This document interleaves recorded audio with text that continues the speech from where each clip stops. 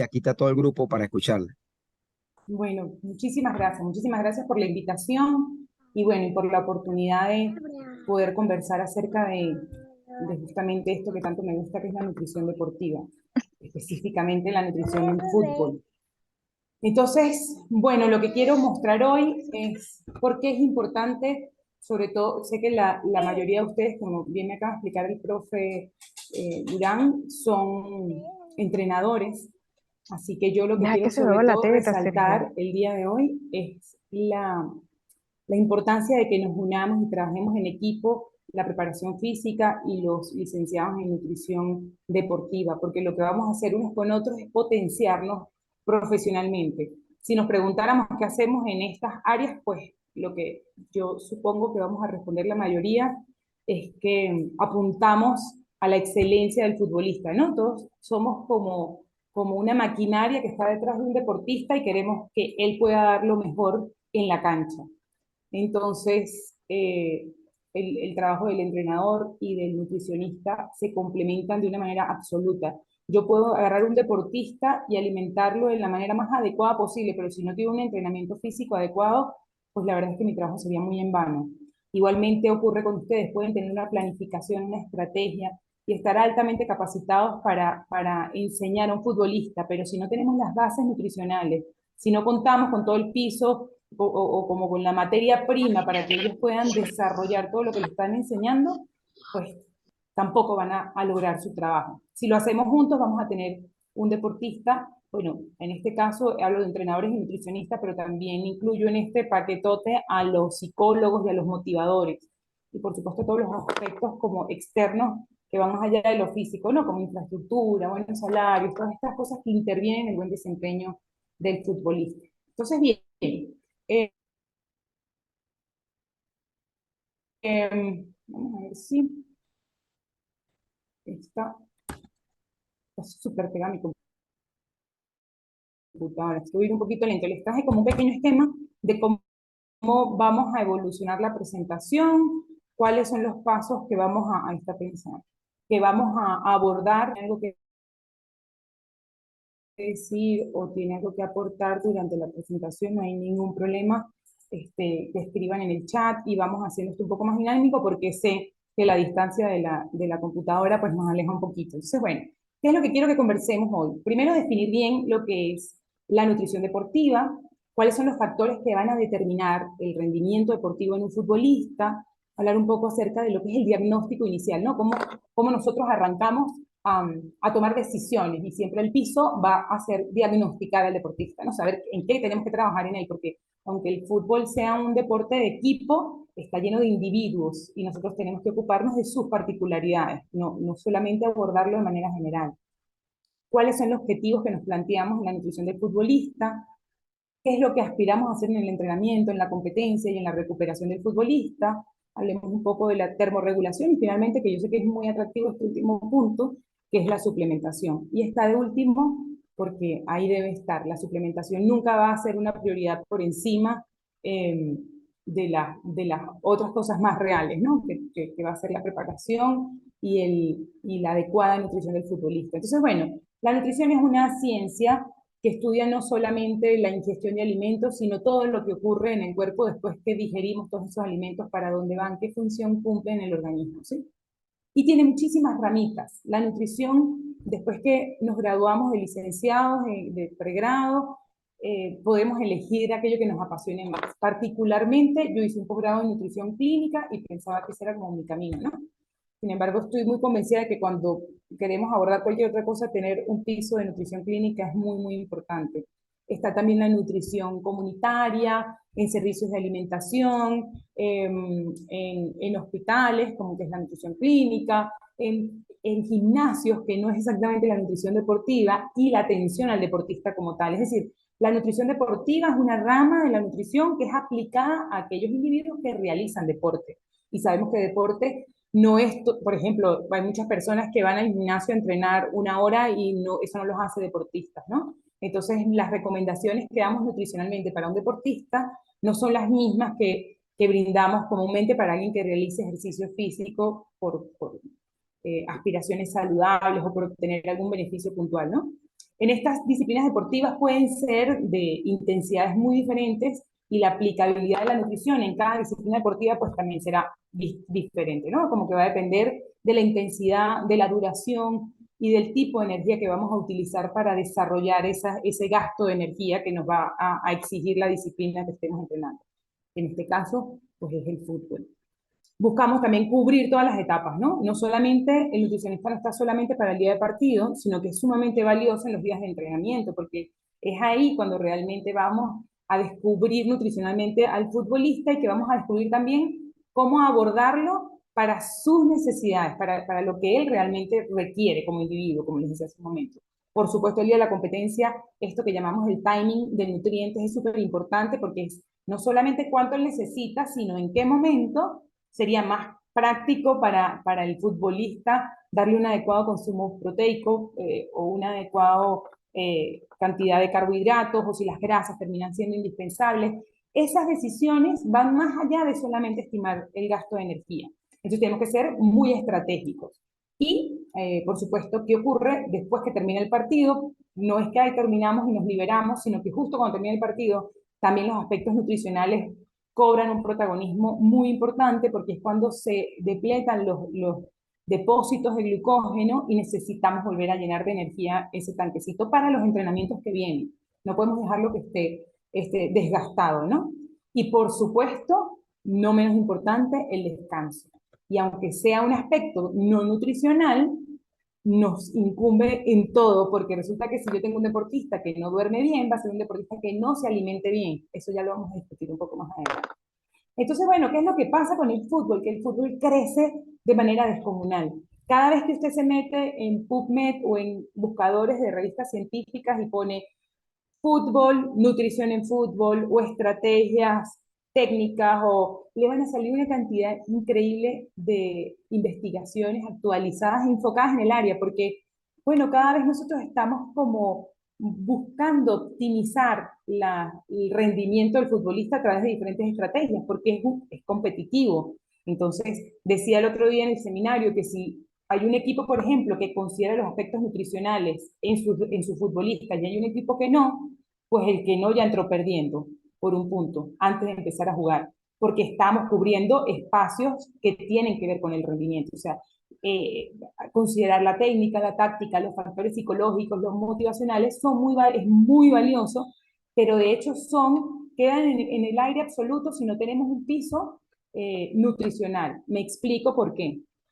Por ejemplo, si un atleta, y eso pasa mucho en nuestro fútbol, en el fútbol venezolano, puede haber malnutrición por exceso o por déficit, ¿no? Nuestro fútbol tiene más problemas de déficit nutricional que de excesos.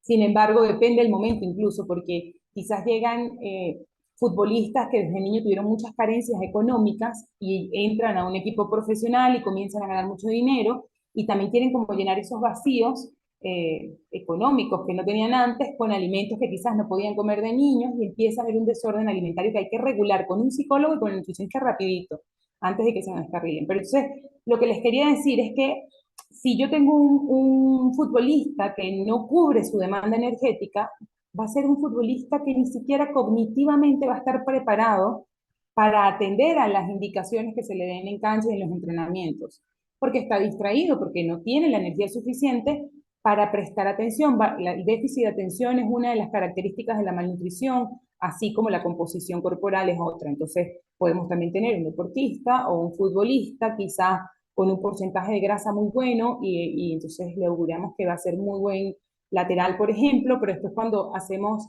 una composición corporal completa, nos damos cuenta que tiene una masa ósea muy grande para los musculitos que tiene encima y que va a ser alguien que al choque, por ejemplo, no va a poder responder. Entonces, para eso tenemos que, bueno, esto es lo que les decía, que si ustedes se meten en internet, encontramos sobre 200 datos actualizadísimos de por qué la nutrición es importante y cómo instituciones o grupos de investigación como la Federación Portuguesa de Fútbol, la UEFA y grupos de trabajo se han dedicado con un gran número de científicos en el área a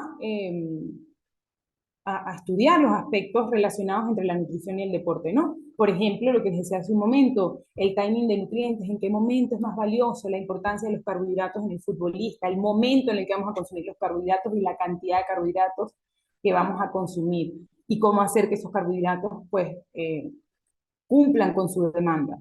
Entonces, bueno, lo que les contaba ahora, nosotros no podemos tomar decisiones nutricionales ni de ningún tipo si no tenemos un diagnóstico, si yo no sé qué está pasando. Entonces, lo primero que tengo que hacer es, uno, hacer una encuesta alimentaria, conocer a los futbolistas, saber cómo se alimentan, cuáles son sus hábitos, cuál es su cultura alimentaria, porque de repente todos somos venezolanos, pero yo les aseguro que quizás lo que a mí me provoque desayunar no es lo mismo que le provoca a alguien de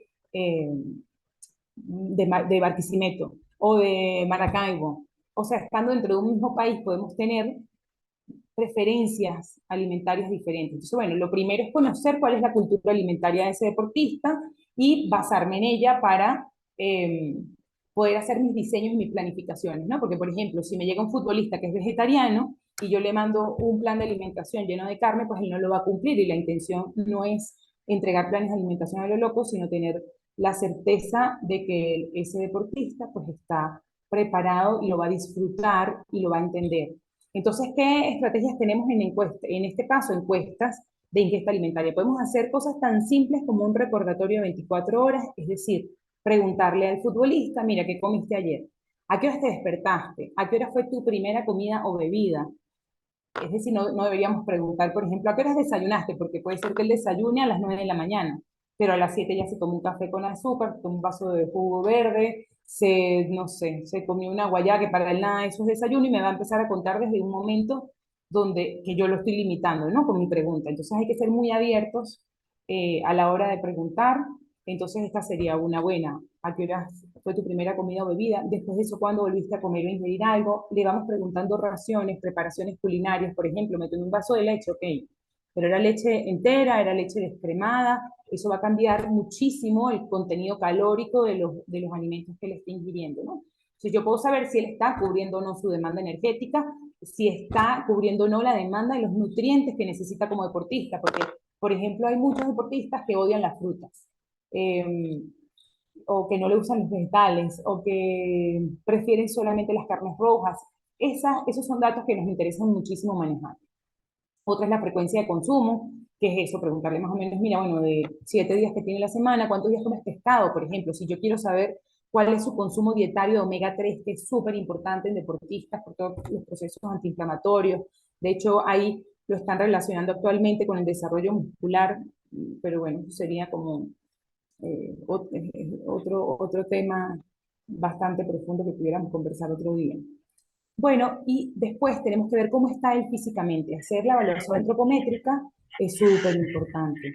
Nosotros tenemos que saber cuál es el porcentaje de grasa del deportista, cuál es su masa muscular, conocer el IMO, que es el índice músculo óseo, que es cuánto músculo, saben que los huesos son como el chasis del cuerpo, ¿no? A ver cuánto puede soportar esa masa ósea para el desarrollo muscular y no darle ni falsas expectativas ni ponerlo muy por debajo.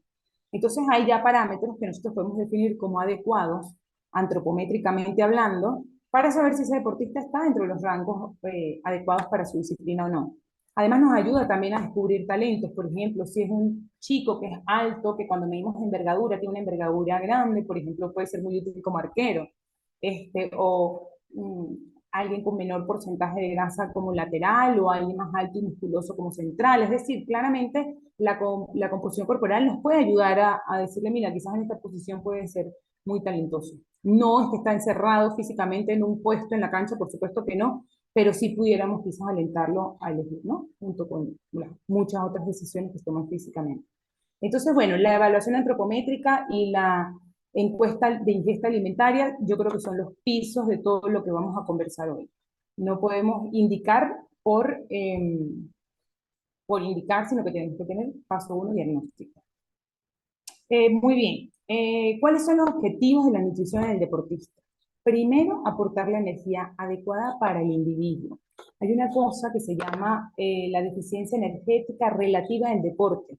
Eso era un término que antes se enfocaba exclusivamente en mujeres porque tenían alteraciones en sus menstruaciones, es decir, mujeres deportistas que no cubrían su demanda energética, tenían porcentajes de grasa corporal muy por debajo de lo que deberían, y bueno, los estrógenos son dependientes de las grasas, así que empezaban a notar eran afecciones en sus ciclos menstruales y empezaron a prestarle atención a ellas, ¿no? Después se dieron cuenta que esto no era un problema femenino, sino que los hombres también tenían deficiencia energética relativa al deporte y que cuando no consumían cierta cantidad de energía, tenían mayor riesgo de lesión, menor rendimiento físico, menor resistencia, una alteración de la capacidad cognitiva, empezaron a notar que aunque comieran poco, y a veces lo hacemos, sobre todo en aquellas disciplinas deportivas donde la composición corporal es muy exigente, ¿no? Sacrificamos entonces rendimiento por físico, y eso es un error muy grande. Siempre tenemos que, sobre todo cuando estamos en etapas ya competitivas, estar muy atentos de si por ejemplo en fútbol pasa mucho que los futbolistas quizás en algún momento del periodo competitivo ganan peso y ahí los regañan y les dicen, bueno, mira, sabes que no vas a salir si no pierdes peso. Entonces hacen dietas restrictivas muy intensas para lograr pesar en kilos lo que le exigen el cuerpo técnico, ¿no? Y dirá, bueno, me dijeron que tengo que perder 1 kilo semanal. Pero si no lo hacen orientados, es muy probable que ese kilo se vaya a agua, se vaya a músculo, y eso no nos interesa. O que él esté débil y no entrene bien. Entonces, para eso, la composición, saber de dónde está perdiendo peso y si lo está haciendo de manera saludable, pues es algo muy valioso. Tenemos que también otorgar los nutrientes para la mantención y la reparación de los tejidos, especialmente el tejido muscular. Sabemos que cuando hay entrenamientos intensos, pues la fibra muscular se lesiona. Y para que esa lesión mejore, para que la fibra crezca, pues no solamente vamos a necesitar un mayor aporte de proteínas, sino también que haya un superávit calórico que nos permita, nos dé la materia prima para que ese músculo crezca. Y bueno, mantener irregular el metabolismo corporal. ¿Qué aspiramos durante un entrenamiento, ¿no? Nutricionalmente? Una, como les acabo de decir, pues satisfacer los requerimientos de energía y nutrientes. Si un deportista no cubre su demanda energética, no va a rendir en el entrenamiento, va a estar agotado, va a ser ese que le dicen que tiene que hacer 15 repeticiones y él, después de la 8 dice 15 y va a estar como jugándonos un poco mal, ¿no? Entonces, debemos asegurar que él esté activo, que tenga el tanque de gasolina lleno. No es lo mismo que yo tenga medio tanque y pretenda rodar 100 kilómetros a que lo haga con la gasolina full del carro. Así mismo funciona el cuerpo. Planificar la alimentación para alcanzar un buen nivel de masa muscular y de masa grasa y que sea compatible con un buen estado de salud y rendimiento. Nosotros tenemos que tener o considerar dentro del fútbol que hay rangos de normalidad, ¿sí? Que podemos aspirar a tanto porcentaje de grasa o a tanto porcentaje de masa muscular o a tal índice músculo óseo, y que eso nos va a asegurar que el deportista esté bien y que quizás ir por debajo de esos datos no nos va a hacer mejores, ¿no? No es que menos sea más, sino que el equilibrio nos va a dar como la optimización física del deportista. Eh, Recuperar energía e hidratación entre cada sesión para tener un rendimiento deportivo óptimo. No es lo mismo un entrenamiento físico que sea de 8 a 10 de la mañana a estos días más intensos, donde entrenan quizás de 8 a 11 y después a las 2 de la tarde hay un segundo entrenamiento. Entonces tenemos que ser muy estratégicos para que tenga suficiente energía, es decir, cubra la demanda de recuperación del primero, tenga suficiente energía para el segundo, la segunda sesión, sin que vaya con una carga digestiva a entrenar, ¿no? Sin que vaya muy pesado, sino que le demos justo lo que necesita para que tenga energía y pueda rendir en ambos turnos. Y por supuesto la hidratación es súper importante, ahí hay que educar muchísimo al futbolista, explicarle datos tan simples como el color de orina, buscar que siempre sea un color más claro, es como una buena estrategia y es muy barata. Muchas de las cosas que podemos hacer desde el punto de vista nutricional pues dependerá de las condiciones económicas de la institución en la que estemos desempeñándonos, ¿no? Habrá que instituciones con más capacidades económicas y podamos tener suplementos a la mano, brindar quizás predesayunos en entrenamientos que sean muy temprano. Hay otras que tienen casa club y pueden desayunar, almorzar y cenar, o sea que podemos asegurar el aporte de energía y nutrientes en ese deportista quizás adolescente. Entonces, dependiendo también de la institución, pues tendremos nosotros más o menos herramientas, ¿no? Sin embargo, las condiciones socioeconómicas del futbolista también nos interesan mucho para poder nosotros brindar las recomendaciones adecuadas para él. Si es un chico, un futbolista con un estrato socioeconómico menos privilegiado, yo no le puedo poner salmón, por ejemplo, pero sí le puedo poner sardinas, que tiene el mismo aporte de nutrientes que el salmón. Entonces hay que saber, pero si de repente es uno que tiene mucho dinero y yo le mando sardinas, se ofende. Entonces hay que hacer análisis de cada uno de ellos, ¿no? Hidratar, bueno, exacto, lo que les estaba comentando. Hidratar adecuadamente, no solamente líquidos, recordemos que a través del sudor perdemos más que agua, perdemos electrolitos, y si la sesión de entrenamiento es muy intensa, sobre todo en eso, sobre todo en intensidad, ¿no? Y más que en duración. Y el estrés que puede provocar, por ejemplo, un partido a un día de entrenamiento es diferente. Entonces, podemos quizás en días de entrenamiento rehidratar con agua, puede ser suficiente, y un alimento, o con agua de coco, o con cosas más simples, y en un partido sí elegir bebidas deportivas o hacer algunas. Experimentar las estrategias nutricionales para la competición. Esto es muy importante. Nunca se prueba una estrategia nutricional el día de un partido. O sea, no es que yo, bueno, jugamos mañana y me dijeron que está este potecito, que es una maravilla, estos son carbohidratos y estos muchachos van a volar hoy.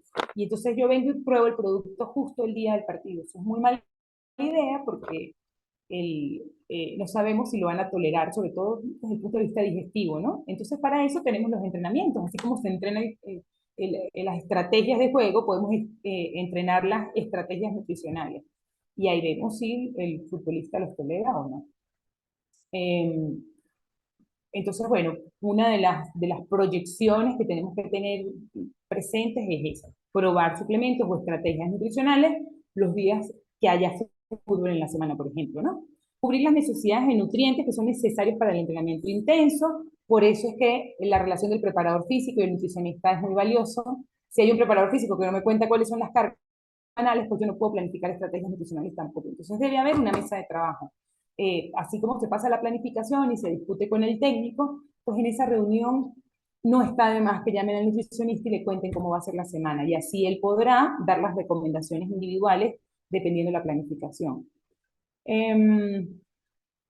Por supuesto, reducir el riesgo de enfermedades y lesiones durante el entrenamiento intenso. Si yo tengo un futbolista que no se alimenta adecuadamente o que llegó deshidratado, pues tiene mucho más riesgo de lesión, ¿no? Que uno que venga bien nutrido y entre hidratado a un entrenamiento o a una competencia. Alimentarse para conservar la salud a largo plazo. A mí este punto me encanta porque anteriormente al deportista se le exigía acabar con su salud para promover su rendimiento, ¿no? Como, bueno, vamos a exigirte tanta entrega física o vamos a hacer tales estrategias, y entonces a los 30 años ya eran unos seres que no eran muy útiles. Actualmente intentamos que la nutrición y el entrenamiento físico estén enfocados en mejorar la salud, en respetar la salud del deportista y potenciar el rendimiento a través de la salud y no a expensas de ella, ¿no? Disfrutar de la comida y del placer de compartirla. Miren qué importante es, por ejemplo, en un equipo profesional, la comida post partido que se pueda hacer en grupo, que se rían, que discuten, si perdieron y estamos tristes, bueno, en la mesa ustedes escuchan a los jugadores haciendo sus propios análisis y compartiéndolos, ¿no? Claro, usted tenía que haber hecho tal cosa ahí y usted no hizo no sé qué y yo debí tal. Entonces esos momentos enriquecen como la capacidad de análisis del deportista, o tener una comida especial, hacer un asado, permitirles, qué sé yo, hamburguesas no tan dañinas, pero más no todo lo de la alimentación siempre tiene que ir dirigido a cubrir la demanda, sino también a liberar un poquito la válvula de escape. Nosotros, cuando estábamos en la, ¿cómo se llamaba? En la burbuja, en la época del COVID, bueno, uno de los temas más álgidos era la nutrición. Estábamos encerraditos todos, hartos todos de todos, comiendo lo mismo. Entonces, además, comían demasiado pollo. Yo no me acuerdo por qué era que comían tanto pollo, pero ya estaban hartos del pollo, nadie quería ver el pollo. Entonces intentábamos que los sábados y los domingos hacer algo especial. Hacíamos hamburguesas, papas fritas, les dejábamos comer, como liberarlo, porque además era algo que es sin precedente, ¿no? No sabíamos qué se hacía en un encierro pandémico y donde teníamos que salir a jugar. Entonces, también considerar que ese momento de comer es un momento agradable que debe disfrutarse, y que aunque hay reglas, también podemos elegirlo para distender un poco las presiones y las tensiones que la competencia genera. Bueno, porque disfrutar de la comida y del placer de compartirla. Eso integra mucho al grupo, no solamente entre jugadores, sino también hace como una relación un poco más familiar con el cuerpo técnico, con todos los que están ahí apoyando al jugador. Entonces, bueno, no solamente nos enfocamos en la energía, proteínas, grasas y carbohidratos, sino que también tenemos que prestar mucha atención de los micronutrientes.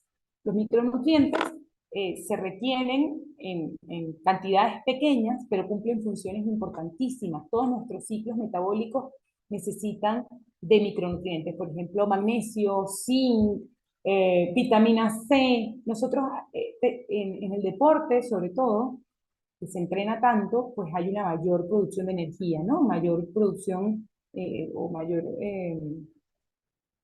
presentamos más producción de energía, exacto, a través de la fosforilación oxidativa, hay más electrones, y pues eso genera el riesgo de crear estos electrones desapareados y aumentar el riesgo de estrés oxidativo si la capacidad antioxidante o si las sustancias antioxidantes no están a la altura para como contrarrestar este exceso de radicales libres. Entonces, los micronutrientes no es que deben ser consumidos en exceso, pero sí tenemos que tener mucho cuidado de que no estemos consumiendo una deficiencia de ellos.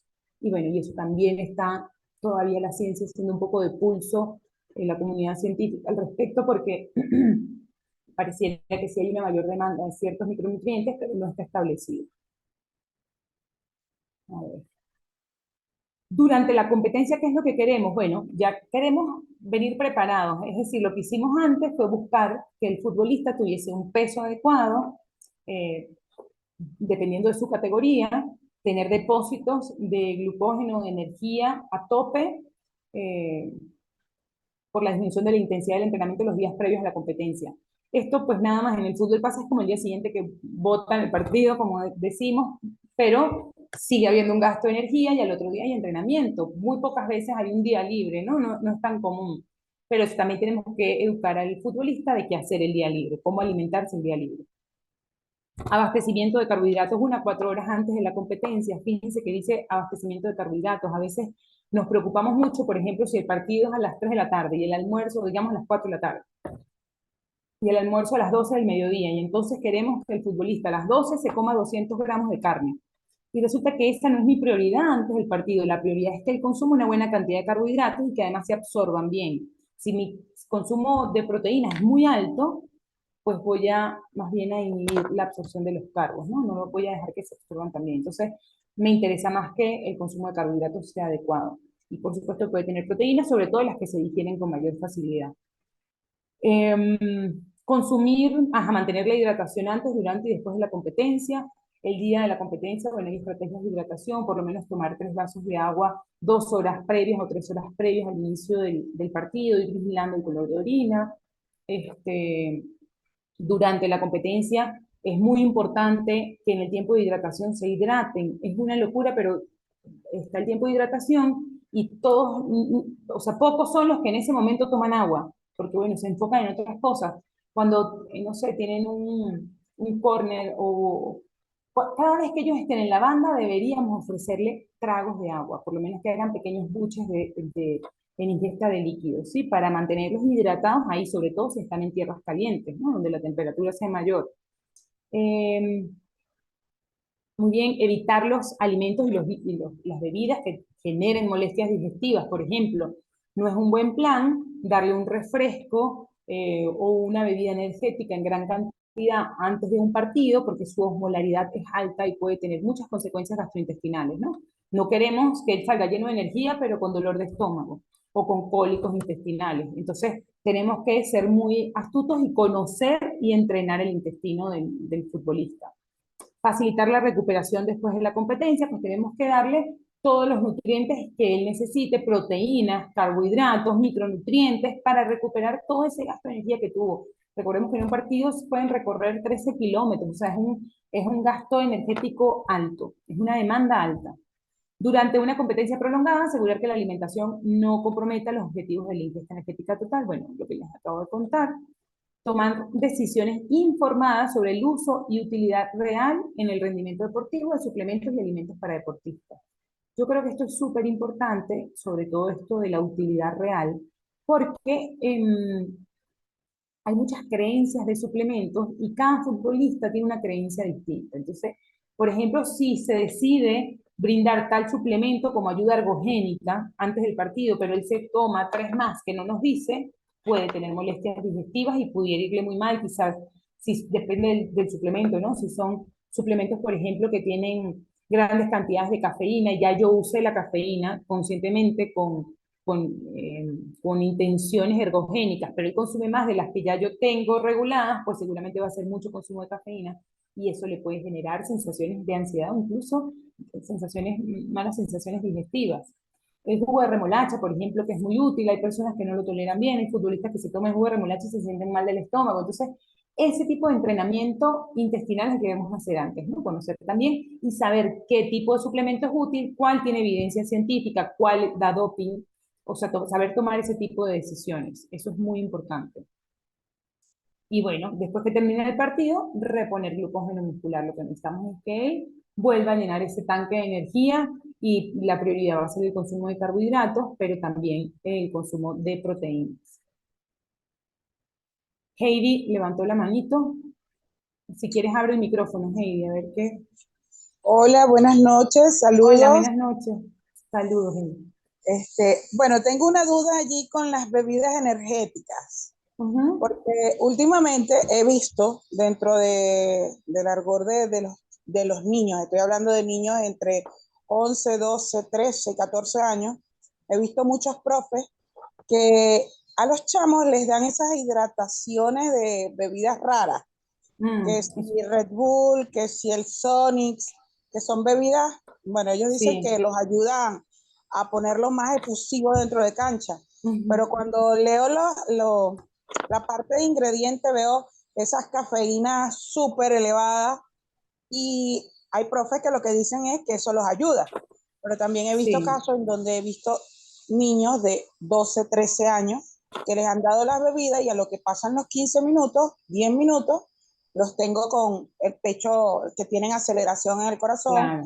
que se dificulta. Entonces, ¿cómo hacemos allí para manejar? Porque así como hay personas que nos dicen, conozco nutricionistas que me han dicho, no es viable, tengo nutricionistas que dicen que un poquito no les va a hacer daño. Ujú, Y sea claro, un sí. poquito o no, creo que en algún momento causa algún tipo de efecto. Como la mamá permisiva. Bueno, pero fíjate que hago yo en esos casos, sobre todo cuando se crea como una, eh, no sé, como una disyuntiva dentro del cuerpo técnico, ¿no? No hay que, nosotros no tenemos que dar, no se trata de nuestra opinión, se trata de lo que la ciencia ha demostrado. Y en niños menores de 12 años están prohibidas las bebidas energéticas, porque lo que tú me dices que les ocurre a los niños que tú has visto es común. Son cargas de cafeína muy altas. De hecho, tienen cafeína, tienen guaraná, que al principio también es cafeína, tienen Correcto. taurina. Entonces, en niños menores, hay el Instituto Australiano del Deporte, lo puedes revisar, lo considera una prohibición. Y para niños de entre 12 y 18 años tiene que tener supervisión y estar muy bien regulado y conocer las condiciones del niño. Y de hecho en adultos no está prohibido, pero no es la bebida más recomendada previo a un partido, porque la osmolaridad de esas bebidas es muy alta. La osmolaridad normalmente está alrededor de los 600 milimol por litro, y eso genera molestia digestiva también. Entonces, sí, tienen una carga buena de carbohidratos, intentan dar que tengan muchas sustancias que ayudan como a excitar mucho, a generar esa sensación de energía y tal, pero eso incluso en exceso puede generar esa ansiedad y distraer al futbolista en pleno partido. Entonces, tenemos que probar esas cosas, repito, en menores de 12 años no, en mayores que de verdad deseen hacerlo, probarlo es más valioso. Que sobre todo los niños tienen que llegar y disfrutar el entrenamiento, la competencia, aprender a comer de manera adecuada. Está muy mal querer que el niño aprenda a suplementarse si todavía no sabe cómo alimentarse. O sea, hay una pirámide que llamamos la pirámide de decisiones de la suplementación. Y esa pirámide, toda la base es la nutrición. El segundo pisito es la estrategia nutricional o el timing de nutrientes. Y arriba, chiquitico, la suplementación. De nada sirve suplementar ni esas ayudas ergogénicas no alimentarias si no tenemos a un futbolista que cubra su demanda energética y su requerimiento particular no solo de energía, sino también de nutrientes. Entonces, esa es mi sugerencia. Y puedes buscar en las guías del Instituto Australiano del Deporte, que ahí están las recomendaciones para niños de bebidas energéticas. Más bien puedes sugerirle bebidas deportivas, como el Gatorade, que no tienen esta cantidad exagerada de cafeína. Y para que te evites problemas, pues como te digo, te basas en la ciencia y no en la percepción, porque opiniones nos peleamos. O sea, si decimos Sí, solamente lo que pensamos, nos peleamos con todo. Pero sí sí, nos correcto, podemos correcto. apoyar de la ciencia. Gracias, mi estimada. De nada. Bueno, entonces continúo. Y fíjense que este punto que viene aquí tiene mucho que ver, que es la termorregulación. ¿Por qué sudamos? Bueno, porque el cuerpo no tolera esas temperaturas tan altas ni esa producción de energía tan grande que tenemos, pues genera mucho calor y hay muchas formas de disipar el calor y la mejor es la evaporación para el cuerpo y entonces empezamos a botar líquidos. De hecho, esa cantidad de agua que se queda pegadita a la piel nos ayuda a refrescar la piel, ¿no? Eh, entonces, hidratarnos este, de manera adecuada antes, durante y después nos va a ayudar a favorecer la termorregulación. Christopher, si quieres, cuéntame. Abre el micrófono. Buenas noches, profesora. Hola, Saludos. buenas noches, saludos. Este, no, yo estoy acá en Chile Ok, y en esta zona de acá de Sudamérica estamos ahorita saliendo del invierno y entrando ya en primavera. ok, Entonces hay muchos casos de niños e incluso hasta los padres también que no le toman tanta importancia al tema de la hidratación porque como hace frío, es menos, no, ya tomé agua, no tengo sed o cualquier cosa, me claro. dicen, ¿qué usted me recomienda para yo hacer énfasis? ¿Qué estrategia podría utilizar o qué charla, qué fundamento podría yo utilizar para darle la importancia que requiere de la hidratación? Sí, sí, mira, fíjate que las temperaturas, nosotros, por ejemplo, yo estoy en Mérida, que es un clima muy bendecido, es muy fresco. Nosotros no tenemos esas estaciones intensas, sino que normalmente es fresco. Y cuando nos toca ir a tierra caliente nos costaba mucho, ¿no? Los jugadores merideños. Y pasaba al revés, cuando los de otras ciudades vienen a Mérida, se liberan un poquito del tema de la hidratación. Una de las cosas que puedes hacer, porque ciertamente sudan menos y se deshidratan, o el riesgo de deshidratación es menos riesgoso, pero una estrategia es que los peces, antes y después de un entrenamiento, y con el peso previo y posterior, puedes conocer un dato que es la tasa de sudoración. Si ellos tienen una pérdida mayor al 2%, le puedes demostrar a sus padres que ya están deshidratados. Perder más del 2% del peso después de un entrenamiento o de un partido es una señal de deshidratación.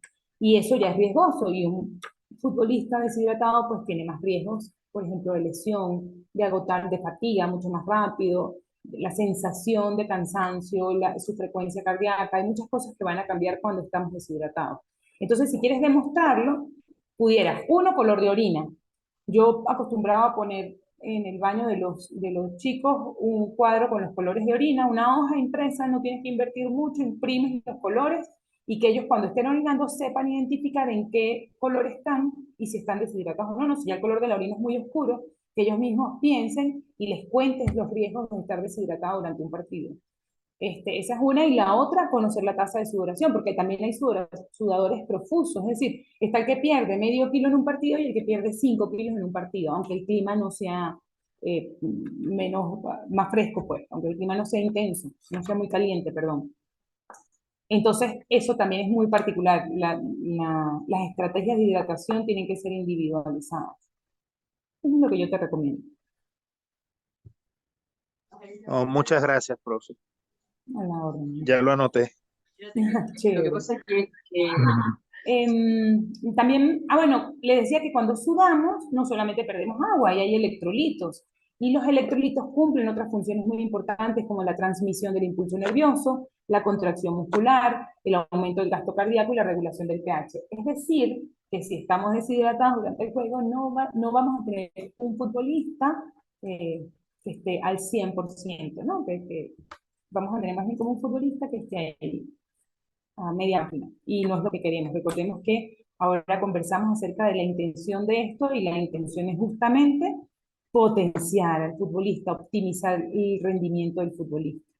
Entonces, bueno, de último, dejo el tema de la suplementación. Antes de nosotros pensar en suplementación, la primera pregunta es, ¿la necesito? Porque a mí me pasa mucho que me llegan los deportistas en consulta con una cantidad de potes que ya compraron, que no saben para qué son, a preguntarme cómo se los toman, en vez de preguntar antes de comprarlos para ver si de verdad se necesitan, ¿no?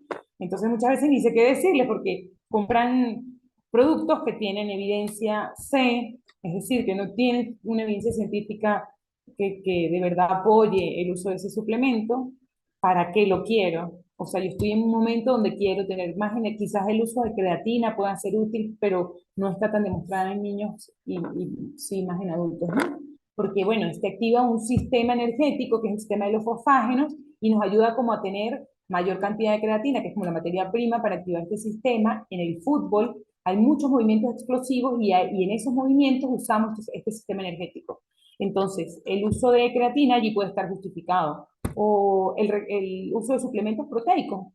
Pues, quién sabe, si su consumo proteico dietario es suficiente, no gastes 60, $70 en un suplemento si te gusta más comerte un trocito de pollo que va a tener la misma cantidad de proteína, ¿no? Entonces, a veces los suplementos no los venden, la publicidad y el marketing de los suplementos nutricionales es tal que hacen dudar, sobre todo al deportista, de que están en desventaja si no lo consumen. Y la verdad es que muchos de ellos generan, como los hablamos ahorita con el tema de las bebidas energéticas, genera más bien sensación de ansiedad, a veces dolor de cabeza. Yo, bueno, haría un libro de la cantidad de suplementos raros que llegué a ver en Camerino que no estaban indicados. Y eso nos preocupa. Entonces hay que como ser muy estratégicos, desarrollar muchísima confianza con el futbolista, es decir, que él nos cuente de verdad y nos tenga fe. Me decía hace poco un profesor que cuando llegaba un nutricionista al equipo, no solamente tenía que luchar con la cultura alimentaria de él, no solamente tenía que educarlo a él, sino además luchar con los nutricionistas que tuvo antes, ¿no? Este, porque también, como decía ahorita la colega, hay criterios y a veces pues damos criterios muy rápidos sin investigar bien y confundimos mucho al futbolista. De hecho, yo prefiero decir, cuando me preguntan algo que no sé, decir, no sé, vamos a revisar. O a veces me preguntan de suplementos que en mi vida he escuchado, ¿no? Entonces, normalmente pienso, pues esto no debe servir, porque no lo he escuchado antes, pero no me cierro la posibilidad de que sea algo nuevo y yo esté súper perdida en ese mundo. Y le digo, bueno, vamos a revisar y me meto rapidito en PubMed a ver qué hay actualizado y ya le puedo dar por lo menos una idea. O sea, nunca, porque a veces tenemos el ego de nosotros, nos juega a veces en contra, ¿no? Como no saber decir, mira, no sé, no ser honestos por no perder jerarquía académica delante del futbolista, nos puede en realidad, pues, pone en riesgo la salud de él y la credibilidad nuestra, porque si después lo que dijimos no era, pues nos toca echar para atrás. Alex, si quieres abrir el micrófono y me cuentas, por favor. Alex. Hola, buenas noches, ¿me escuchan? Ay. Hola, buenas noches. Sí, cuéntanos. Para todos, al profe Jorge, a la profe María, de verdad muchas gracias por todo ese conocimiento impartido. Quería hacer una consulta y preguntarte algo. Primero, con lo que hablaste de las bebidas energizantes. Ajá. Nosotros como entrenadores, a veces, bueno, no todo el tiempo, pero normalmente no conocemos las condiciones en las que están los jugadores. Y es muy delicado decirle a un niño, mira, tómate esto para que rinda más en el partido. Lo Sí, digo por una experiencia propia. Un niño llegó a un juego, niño categoría sub-15, y se tomó una bebida energizante antes del partido. Y a los 10 minutos lo tuvimos que sacar porque ya tenía el corazón acelerado y tenía como pobrecito. trancado. Y yo le pregunto, porque nunca le había pasado, ¿qué tienes? ¿Por qué estás así? ¿Estás enfermo? ¿Te sientes mal? Y él me dice, no, no, no me pasa nada, no me pasa nada. Pero lo tuve que sacar del partido y luego le pregunto para el partido, ¿qué pasó? No, que un profe me dijo que me tomara una bebida porque eso me iba a ayudar, pero yo sentía como que el corazón se me iba a explotar.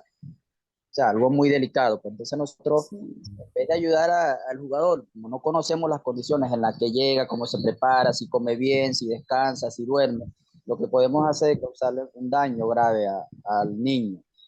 Entonces es importante que nosotros sepamos cómo vamos a ayudar al niño en su rendimiento. Y otra cosa con sí, lo que acabas de decir, de lo que es la alimentación de los niños, las vitaminas, los nutrientes, las proteínas que contienen los alimentos, porque usted habló del marketing y es verdad, a veces la gente piensa más en comprar que si las pastillas, que si, mira, porque ven el dibujo y te va a ayudar en sí. esto, te va a ayudar en aquello, que si la vitamina C, la vitamina A, pero ¿cómo hacer, por ejemplo, en ese caso del niño que le compras que si el pollo, la carne, el pescado, pero a la hora que tú le preparas la comida, el niño no quiere comer, no le gusta esto, no le gusta aquello, tú lo ves, Mm, por ejemplo, lo digo por mi hijo, pues mi hijo es un caso muy especial, si le fríes pescado, un poquito de lejos, así, si le guisas pollo, le saque el aliño, no le gusta que quede muy blanco, entonces cómo hacer en esos casos así para ayudar que la evolución, el crecimiento, sus proteínas, su cuerpo se vaya desarrollando de manera normal, pues. sí.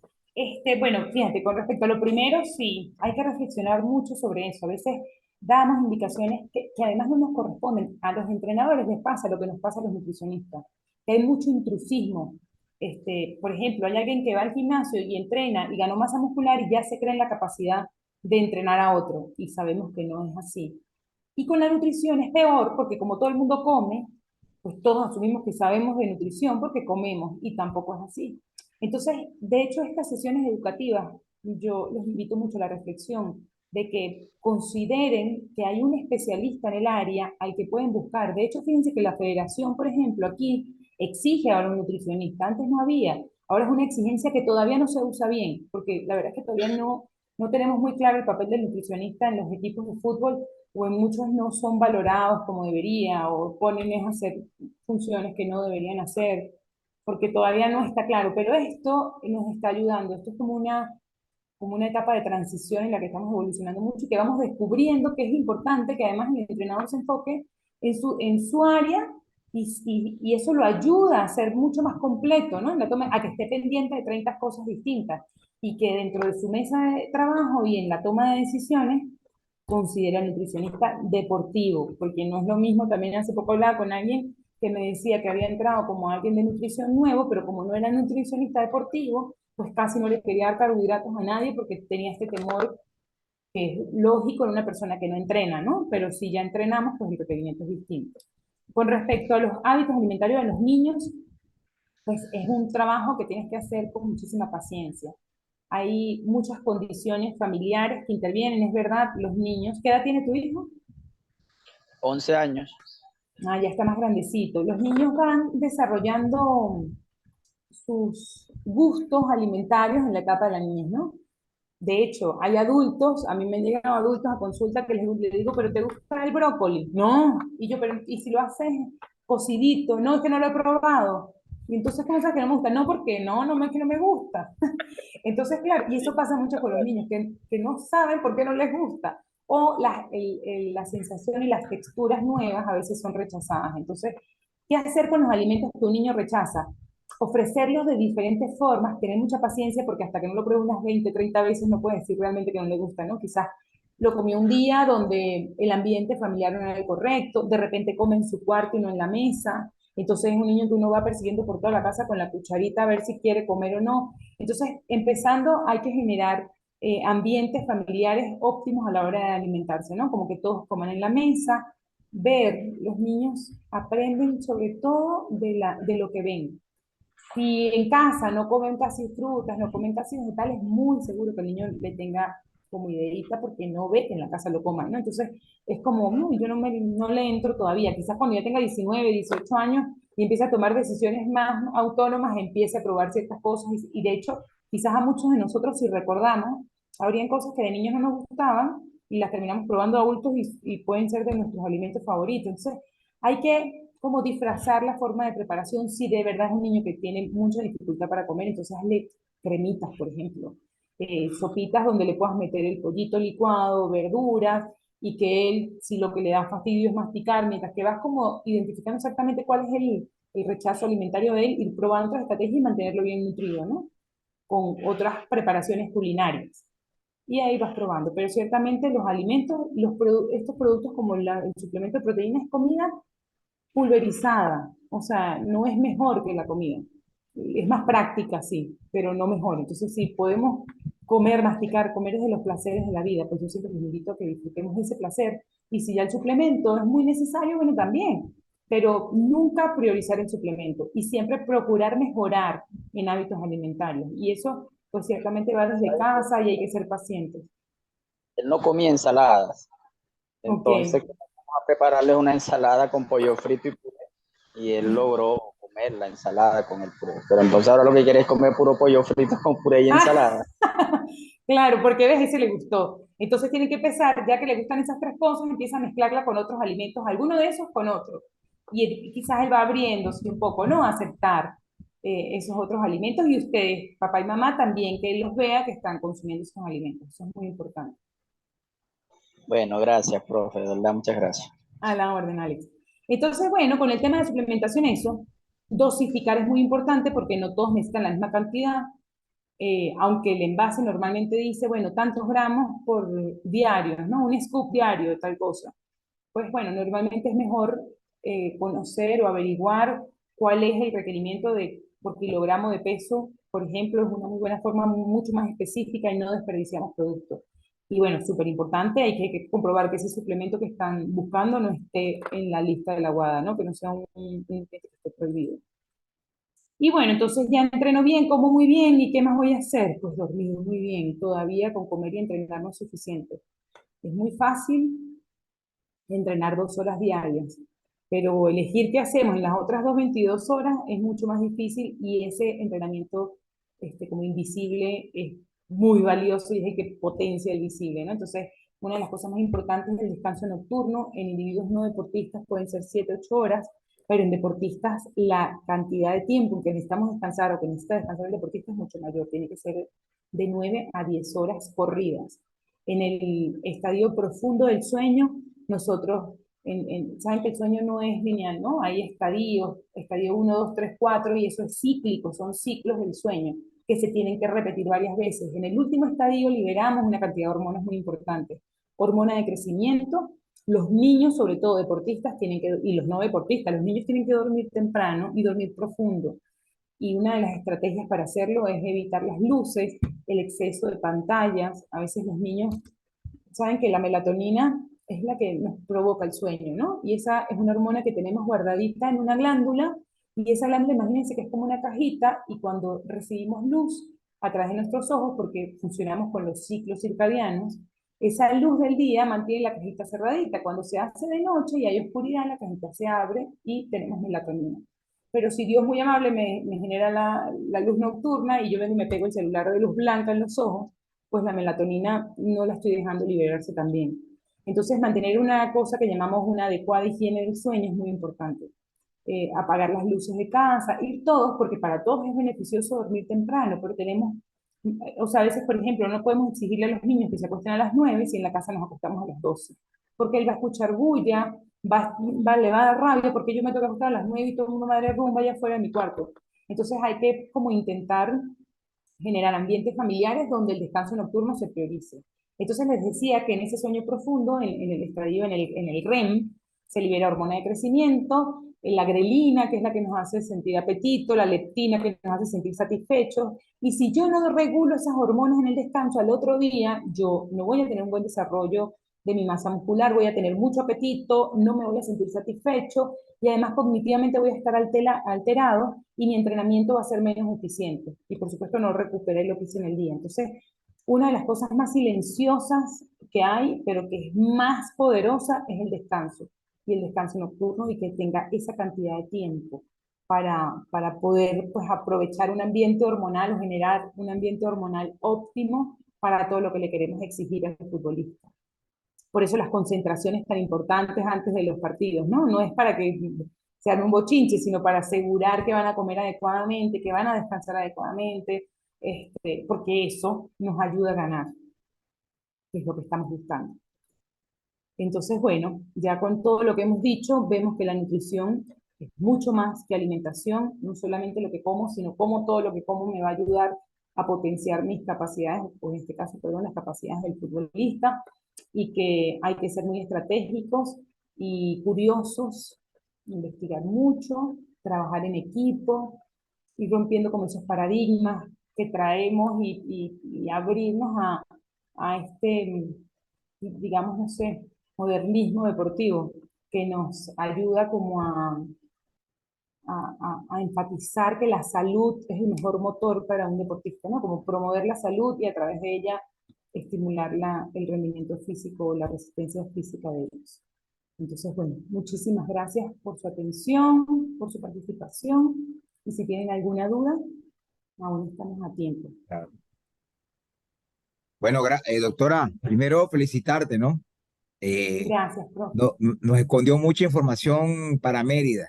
Mucha Sí, porque Mary estaba limitadita con un tema. Claro, pero muy didáctica, muy calidad la información, porque yo pienso, yo voy a abrir aquí el compás de todo el grupo de lo que te dije en media, ¿no?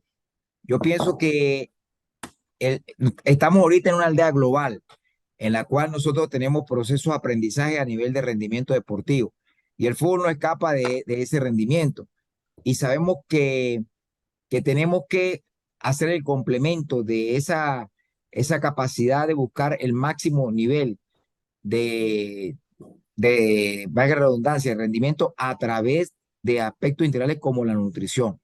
Hoy en día el mundo nos lo está mostrando. O sea, no hay nada que esté desconectado de todas estas herramientas en las cuales ustedes nos ha dado hoy con una calidad extraordinaria de cómo debemos alimentarnos, cómo debemos descansar, cómo una cuestión va de la mano de la otra, cómo lo importante hoy en día es que dé rendimiento el jugador, pero a la vez que esté sano, porque en el alto rendimiento lo importante también es que esté sano, pero también en los procesos de formación y de construcción de un deportista.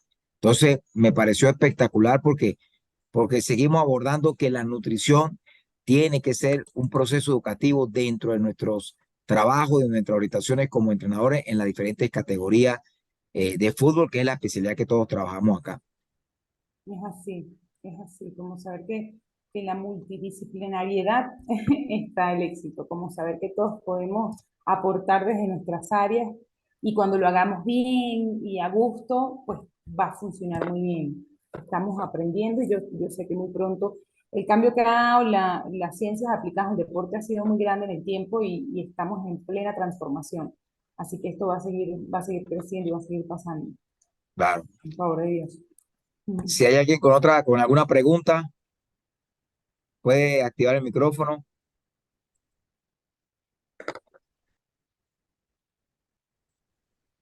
Profe, no, darle las gracias a la profe María, de verdad que es una información muy importante.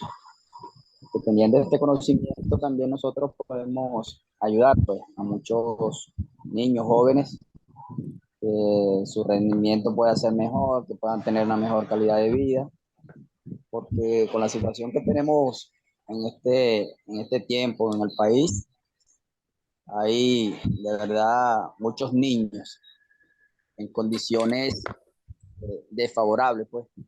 Sí. Y yo creo que nosotros ayudándoles a que ellos puedan corregir su forma de alimentarse, ellos pueden mejorar.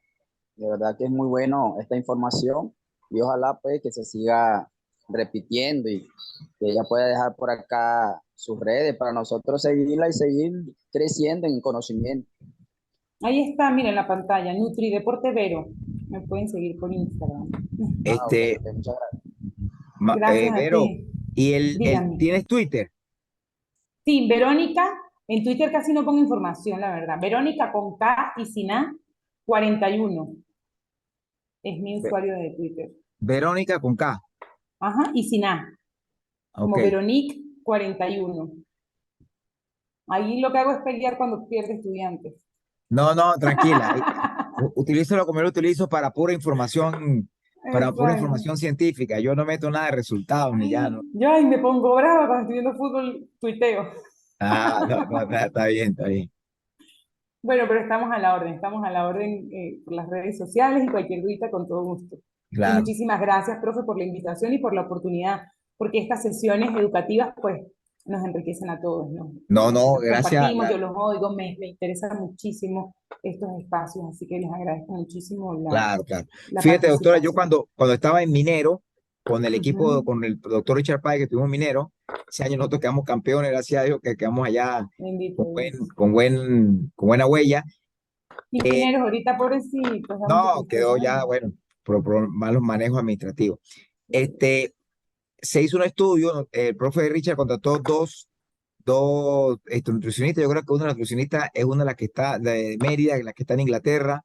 No me acuerdo el nombre de ella. Ah, claro, que ellas son muy buenas. Ya le voy a decir, ella, Paola Justiniani.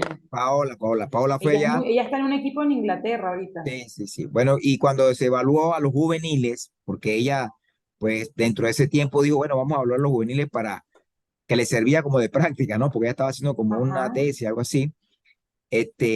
La conclusión final que llegó con los juveniles es que tenían eh, muy poco peso magro Ujú. y porcentaje de peso magro y Y delgadez. prácticamente no tenían estructura muscular. Sí, Entonces se habló con los preparadores físicos para reestructurar ese tipo de trabajo, pero para que vean lo importante que son ustedes cuando nos orientan a nosotros, porque detectando ese tipo de debilidades en etapas tempranas se pueden corregir. claro. En las pretemporadas, lo primero que se debe hacer es una evaluación antropométrica, porque ahí, sobre todo, podemos tomar más decisiones nutricionales porque no estamos compitiendo. No hay riesgo de perder rendimiento por composición, ¿no?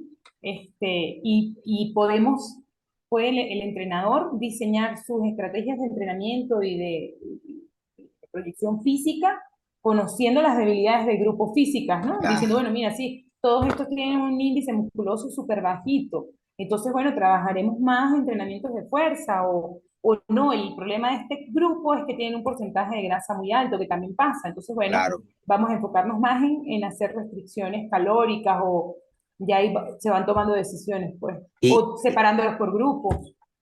y yo te digo algo muy importante, doctora, que en la pretemporada también hay una estrategia para ustedes, los nutricionistas, porque nosotros lo utilizamos con Paola, es adaptar al jugador a los nuevos nutrientes que va Sí, o bebidas que va a utilizar durante la competición para ver cómo responde, para ver cómo se adapta, si le cae bien, si no le cae bien. Entonces, la pretemporada también es un proceso educativo tanto para el jugador como para el nutricionista hacia nosotros. es así, todos en la pretemporada, la pretemporada enriquece mucho el trabajo de todos. Y como dice, vamos probando, haciendo esto que llamamos el entrenamiento intestinal, probando nutrientes, tolerancias. Quizás vengan deportistas que no están acostumbrados a cubrir su demanda energética, por ejemplo, sino que siempre están en déficit. Y Claro, quizás el cubrirlos les genere como una intolerancia digestiva. O sea que la cantidad de casos que pudieran ocurrir es como un abanico infinito, porque cada individuo tiene, como he dicho a lo largo de la presentación hoy, cada individuo tiene sus particularidades. Entonces, hay muchas posibles situaciones en una pretemporada porque hay muchos deportistas, hay muchos futbolistas que participan en ella, entonces hay que claro. considerar esos detalles. Si hay otro que quiera realizar alguna pregunta, Bueno, yo creo que a ver. Bueno, ahorita me acaban de escribir de San Cristóbal, doctora, que bueno, hay 5 que están allá esperando, pues, se fueron, no está la luz. ay, qué Y lástima, Yaracuy también hay 3 que no hay luz. Yo ayer me la quitaron a mí, hoy tuve la suerte yo estoy como usted, con la suerte de, cruzando los deditos que no se fue. claro, claro. No, pero bien. ¿No hay alguna pregunta? Ale, Christopher, Cristian, Heidi. No, profe, además de preguntar es agradecer, exacto. Esta información es muy importante porque así también tomamos conciencia de que no podemos recomendar cualquier cosa más que todo en estos procesos formativos, que lo ideal es eso, mantener una alimentación balanceada, la hidratación correcta. Me aportó mucho porque en verdad Es un tema aquí para esta fecha, aquí en Chile es complicado porque los niños no quieren tomar agua, hace mucho frío, que si el agua está fría y les da más frío, entonces es buscar esa estrategia para darle importancia, concientizar a los padres de que es muy importante lo que es el descanso, la hidratación, y ya mediante esta información ya podemos tomar unas buenas estrategias con respecto a eso. En verdad, muchísimas gracias, profesor Jorge, muchísimas gracias, profesora Verónica. Para servirles. Gracias a ustedes por estar aquí.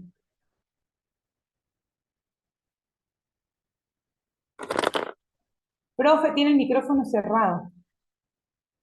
Si hay alguna conclusión que quieras dar para ir finalizando la actividad y nuevamente agradecerte porque para mí escucharte fue reforzar aprendizaje y seguir dándole un valor extraordinario a esto que de la nutrición y todo lo que ustedes hacen como ciencia para mejorar el rendimiento del jugador.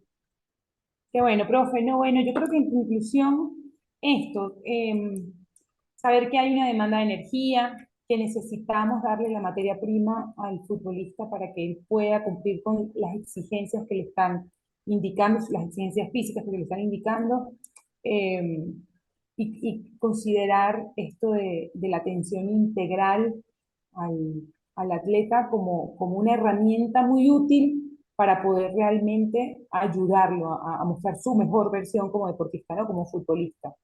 Claro, Y que somos un equipo de trabajo, que tenemos que apoyarnos entre todos para lograr ese objetivo que es ganar, ¿no? Que es lo que estamos siempre persiguiendo. claro. Bueno, gracias, doctora. Gracias a ustedes. Un millón, Que un estén millón de muy estar bien. agradecido. Le recuerdo que hoy mismo edito el, la charla, la coloco en YouTube, le envío el link para que usted lo pueda distribuir a las personas que usted quiere y en la semana yo voy distribuyendo algunos cortes interesantes en las redes sociales etiquetándolo a usted para darle difusión a esta ponencia. Chévere, profe, muchísimas gracias. Que tengan Bueno, linda noche. A dormir para que gracias, liberemos hormonas todos. gracias. Chao a todos, pues que pasen buena noche todos. Chao, feliz noche. Igual, feliz noche. ¿Ya?